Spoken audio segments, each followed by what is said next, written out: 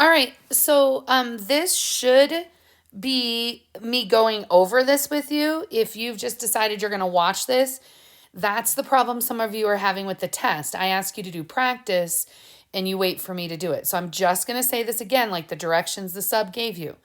You need to do this warm up. The front page of the test is going to look like this. So if you haven't tried it, then you don't know what you've done wrong.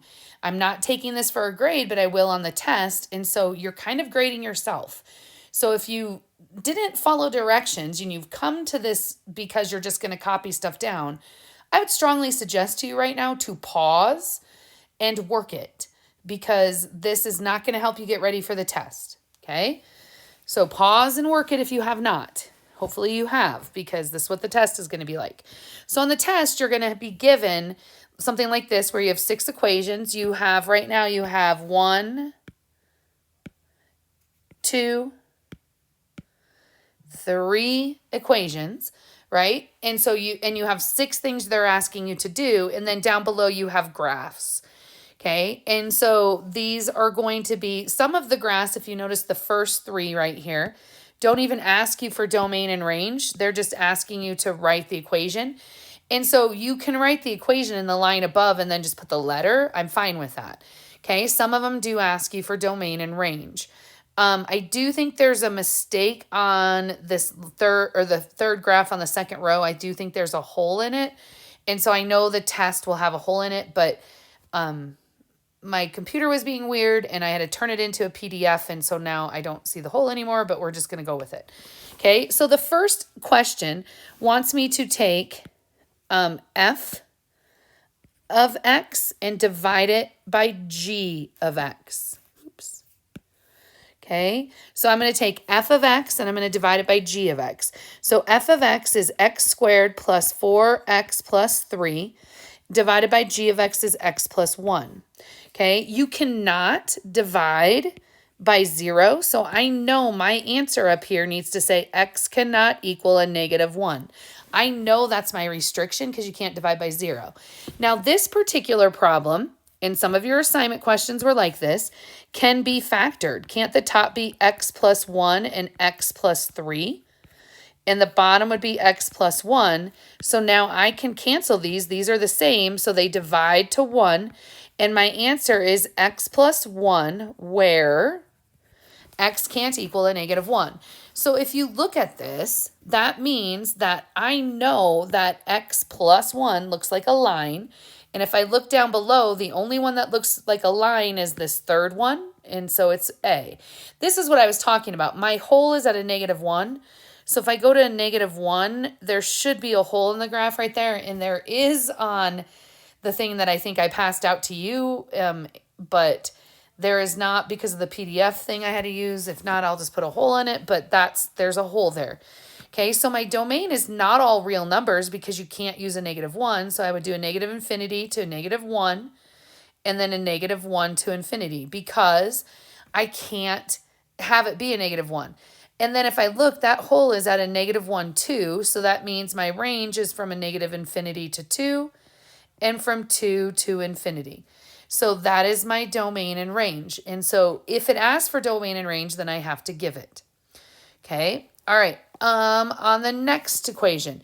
Now, if you use some common sense, this is the exact same problem I gave, except now the g of x is on the top. So wouldn't that be x plus 1 divided by x plus 1 and x plus 3? So this actually has 2 places that it can't be. So it can't be x cannot equal a negative 1 and x cannot equal a negative 3. So this has 2 weird places. Okay, and if I cancel this, that would mean my answer is 1 over x plus 3, where x can't equal a negative 1 and x can't equal a negative 3. Now, if you look at this, that right there is something we've never graphed. And if you use common sense, which graph am I looking at that we've never graphed? Well, it would definitely be this one. We've never graphed anything that looks like that. So that's equation B. Did it even ask for your domain and range? No. Now, this I would not say is a no calculator, so you can always take your calculator if you would like And so again, I'm going to have to use Desmos because I'm on my iPad. So my equation is, 1 divided by x plus 3. And does that look like the graph there? Yep, exactly. Okay, so I'm not going to ask you to graph these. I'm just asking you to match it. On the next one, I'm taking f plus g of x. So I'm just going to put the answer down here because I got a mess going on. F plus g of x would be x squared plus 5x plus 4, right? So that would be my answer, but now I need to graph it. So factors of 4 that add up to 5 are 4 and 1. So wouldn't I have a root at a -1 and a -4? And I think that is the only graph below that has a root at a -1 and a -4. So this has to be equation C. Just using common sense. This should be quick and easy. And some kids spend 15 minutes on it and then they don't do well on the rest of the test because, like I said at the beginning, they don't practice this. These should be easy to match. Okay, the next one is wanting f minus g. So that would be x squared plus 3x plus 2 because I'm subtracting. Okay, so first off, I know I have a y-intercept of 2. So this has a y-intercept of 2. This has a y-intercept of 2. This has a y-intercept of 2. So it could be any of the ones that are left. But I can factor it, x plus, and you, like, this is the answer. But I have to match it to one of the graphs. So I know it's this. So it must hit at a -1 and a -2, which has to be this equation. So this equation is equation D. And it's a parabola. I didn't divide by anything. So -infinity to infinity. And now I've talked about this. I would definitely let you use your calculator to find a range on something like this. We've already done these. So my graph is what? X squared plus 3x plus 2. And so I want that. And so my range is at a -0.25. So that's like a -1/4. So then my range would be from a -1/4 to infinity. And you should be able to use your calculator to get that answer by this point in the school year. Okay, the next one is wanting you to take h of x. So that's wanting you to take h of x, and it's wanting you to put it into g. So that would be x squared plus 1. You're putting that in for x, and then you're adding 1. So that would be x squared plus 2. By this point in the year, you should be able to graph that. That is taking a normal everyday parabola and shifting it up 2. So this would be equation E, because it's shifting it up 2. My domain is a -infinity to infinity because it's a parabola. And my range is 2 to infinity because it's a parabola. And that's the lowest point. Okay, so far, I've really only had to use my calculator for one of the ranges. And I'm going to be honest with you, I believe on the test, you won't have to use it for any. You just have to use your eyeballs. Okay, and then on the last part, they want you to take, now this is going the other direction. They want you to take g of x, and they want you to put it inside h of x. So wouldn't that be x plus 1 squared plus 1?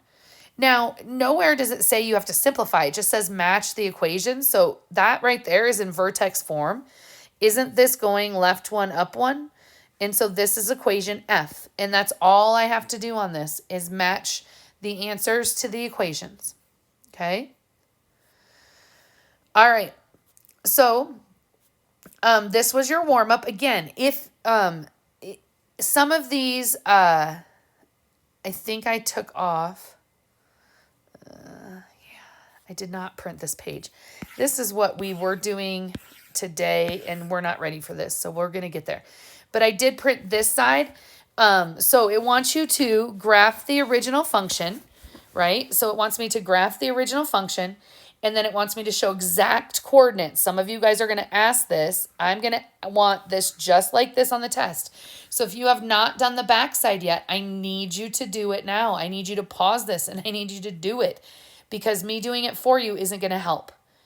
Okay, so I want you to think about this. Hopefully you've done this. This is not in the correct form because there is not a double set of parentheses.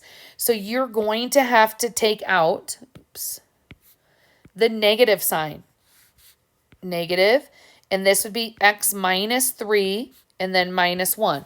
And if you're like, oh, that's okay, I'll just put it in my calculator. This question is on the no calculator part of the test. I need to know that you can graph one of these without a calculator. I need you to, that's what this class is being able to graph. So you've got to practice this. Okay, so if you forgot to take the negative out, just do that now, erase, and start graphing this one again. Okay, so now that I've taken the negative out, my vertex is right 3, down 1. Sorry, I have to have it. This is weird. So right 3, down 1, and it has a negative sign on the inside. So that means it flips it back. So instead of going over 1, up 1, I'm going to go over 1, up 2. Instead of going over 1, 2, 3, 4, up 2, I'm going to go over 4, up 4.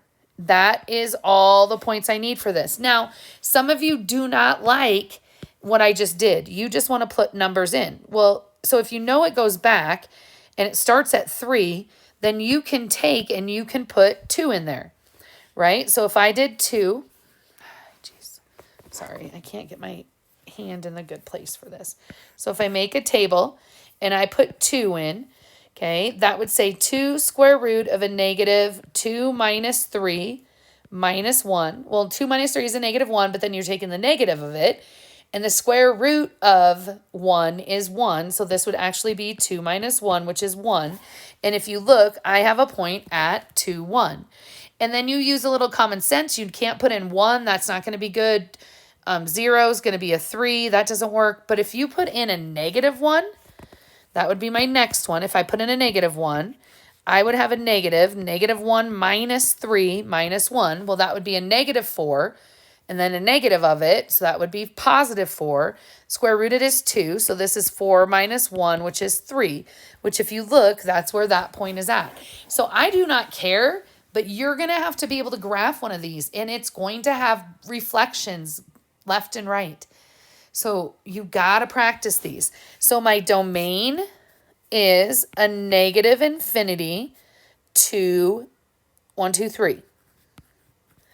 And my range is a negative 1 to infinity because it's going to the left and it's going up. Okay, so now to do the inverse of this, personally, I would flip points to get a good look at this. But then you're going to have to solve it anyway. So if I have a point at 3, negative 1, I would have a point at a negative 1, 3. If I have a point at 2, 1, I would have a point at 1, 2. If I have a point at negative 1, 3, I would have a point at 3, negative 1. So it's basically going like this, right? And so it's not an entire parabola. But in a second, when I get an equation, I'm going to get an entire parabola. So I'm going to have to put a restriction. But I can already tell you the domain. The domain is going from a negative 1 to infinity because it's going to the right. And it's going from a negative infinity, and the top of it is at 3. And if you look, these two things crisscross. So I can double check my graph must be right because they just flip. My domain becomes my x becomes my y becomes my x. Okay, so now I need to find the inverse. So I'm just going to come down here. I'm going to switch my x. That was a minus when I took it out. I'm doing the blue one that I did. Just that minus sign, I feel like, kind of gets in weird ways. So the first thing I would do is add 1, and I would also divide by 2. So then I get the square root of this. Right? How do you get rid of square rooting something? You square both sides. So I get x plus 1 divided by 2 squared equals the negative parentheses x minus 3.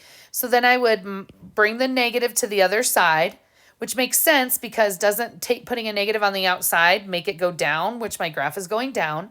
And then I would add 3. So my inverse, it does need to have an f prime of x because it is a function. That pink graph is a function. Is a negative, I'm going to move this down. The inverse is a negative parentheses x plus 1 over 2 squared, the whole thing. So the 2 is underneath the parentheses 2. And then I'm adding 3. And if I look, this is saying go left 1, up 3, and then the 1/2 comes into play, but I've already drawn my graph. Now, this would be wrong and I would cry if you put this on the test, but look at my pink graph. The dotted part is the whole thing. I want to say behind this where x is greater than or equal to a -1. In my fourth block class, I had a student that told me where it couldn't be, but I make my restrictions where it is. And that's really what everybody does. It's not just a Miss Williams thing, but honestly, if you were to put where x can't be less than or equal to, or less than a -1, I would take it. It's not wrong, but I would start thinking about where it exists. It exists to the right side of a -1. Okay, these are the two questions on the test that give kids the most trouble. This one gives the kids the most trouble because of the logic of it, because you have to remember, is it a function? You got to remember that it has a restriction. And this one gives kids trouble because we're going to do 2 more practices of this, but yet some of you still continue to refuse to put pencil on paper and try. Okay, because you don't want to be wrong. And it's okay to be wrong. It's okay to try this and be wrong. And that's the big thing. You got to try this before you take the test. It's not that bad. You can all do it. Okay, so here's the warm-up. Now what you're going to do is you're going to watch the video that's in the Google Classroom for today. This was the first video. Now go to the other one that has the notes, and that's the next section.